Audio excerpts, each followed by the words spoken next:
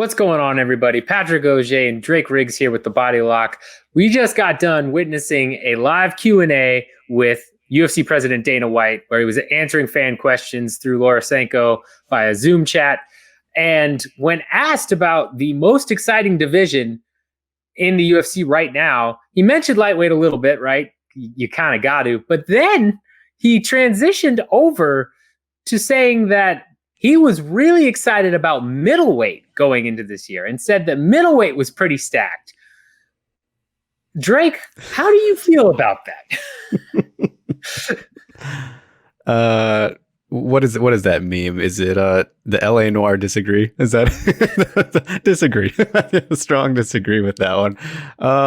Yeah, man, I don't have really anything against middleweight. I don't think it's the worst division, but it 100% is not even close to the best, right? I think that's very fair to say in most cases, right? If you look worldwide, if you look UFC exclusive, for me, I think bantamweight worldwide is absolutely the best right now across the board in the UFC, right up there. I would maybe say lightweight or welterweight, but middleweight doesn't come to my mind whatsoever when discussing the best divisions. Right, even strawweight. I should have mentioned strawweight is definitely in that mix too. All I would put above middleweight right now. So that caught me off guard, but I think we understand why he's saying that, Pat.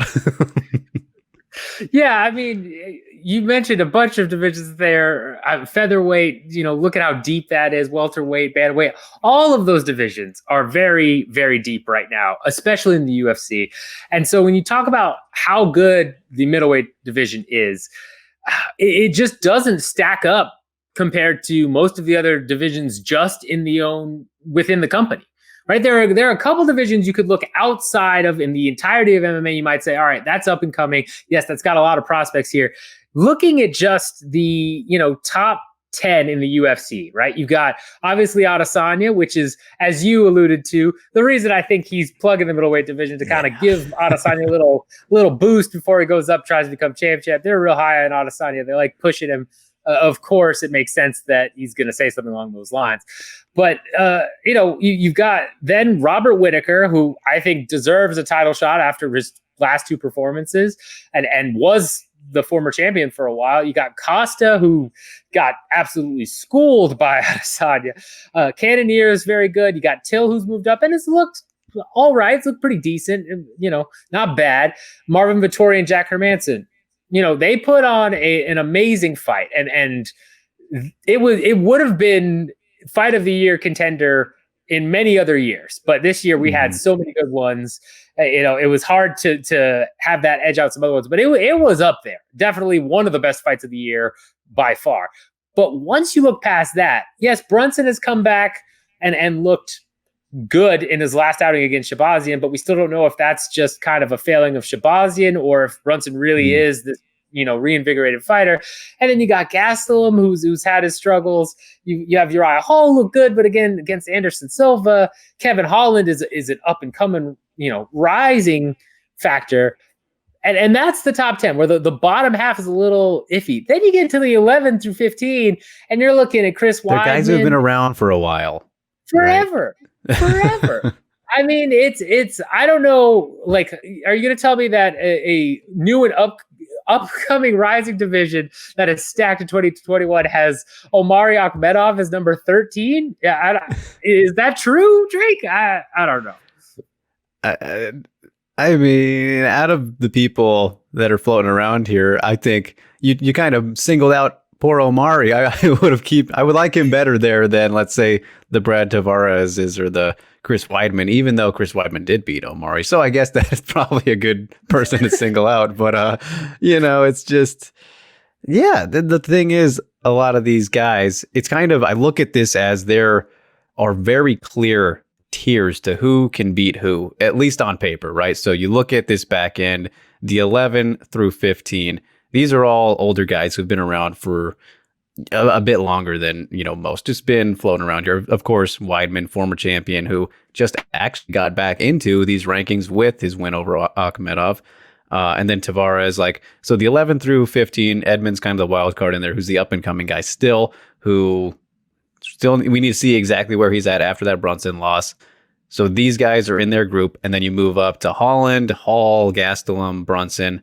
Kind of the same spot right now. Have some questions still need to be answered. Some appear to be on the drop off, like Kellen, at least with recent performances.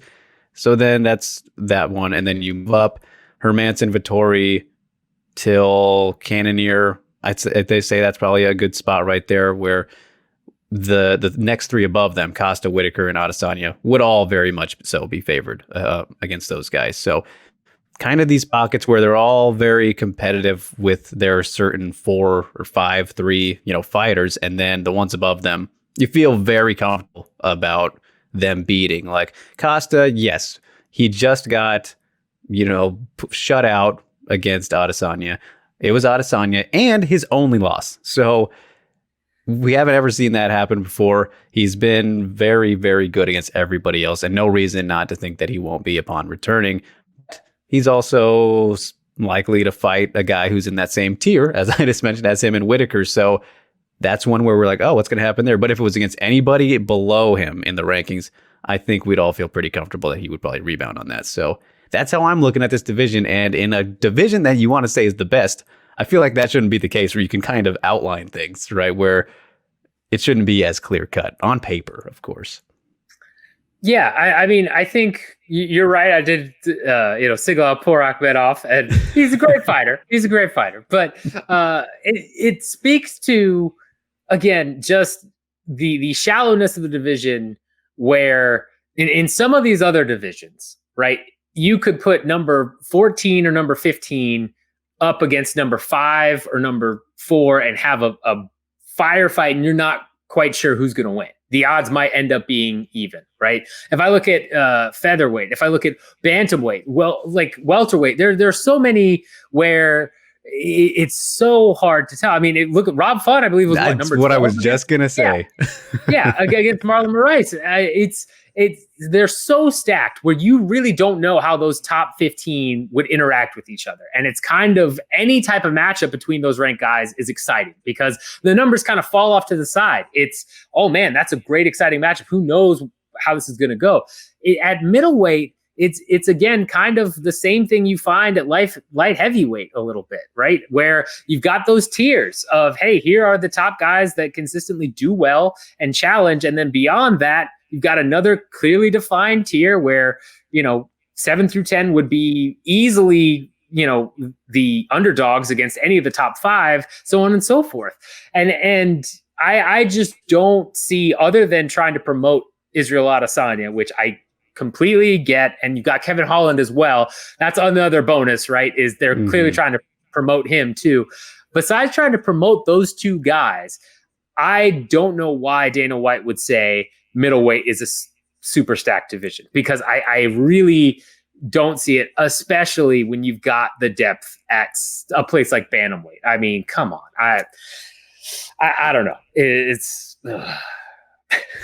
yeah, no, man. It's I think that's just that has to be the exact reason why he would mention that one of all of these guys. If he would have, he can get away with it too, because if he said that about, let's say, heavyweight or light heavyweight, we'd be crucifying him a lot worse right now, which I wouldn't even say we are right now. I think it's very good and rightful criticism, and just friendly conversation here. But yeah, man, it is what it is. I think that's very much the reason, promoters are going to promote. But what do you guys think? What do you think is the best division right now?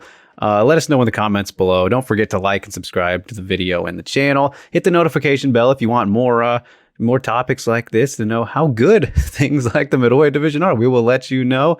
And yeah, I mean, what else do we have to add to this, Pat? I think we've touched on most of it. I can't even think of any really hot prospects outside the top 15 in middleweight right now. So that's a problem. Yeah, neither can I. And I think the best way to wrap this up, right, is I'm going through this here and I'm seeing, let's see, 3, 7, 4, 11. Is that right? 12, 13. Okay, technically there are 13 divisions, right, in the UFC. And you know what? We're going to say 12. We're just going to go ahead and get rid of women's featherweight because we all know where that's going to rank. But 12 divisions of the UFC. Where do you put middleweight in 1 through 12? 1 being the best, 12 being the worst. Ooh, good question. And you guys answer this too. Everybody watching. Fun to rank the divisions. I did a thing about this actually, I think last year. So it'd be good to revisit that, but it takes a lot of work when you actually really get deep into it. But for me, just scrolling past things right here, right now, without putting in a super duper lot of thought, it would probably rank around, really like flyweight. It's going to be towards the back half, definitely. The second half of things, maybe around like 10 might sound right, because I think that women's bantamweight and then heavyweight might be below it, but it's around that area. Let's go with that. I'm going to put it in at 7, I think, in terms of because I think it still is. Well, actually, you know what? Let me check one thing here, because I don't know whether I should put it above light heavyweight or not. Again, in the comments, definitely let us know where you rank middleweight in this. I think there's more freshness in light heavyweight now, just a little bit more. There really is, isn't there? I mean, it's close, but let me see. Yeah, you know what? Because you got Jim Crude at 12. You got Yuri. Jamal Hill at 15. You got Yuri at where is he? He's all the way at 5. Yeah, Rakic is up there.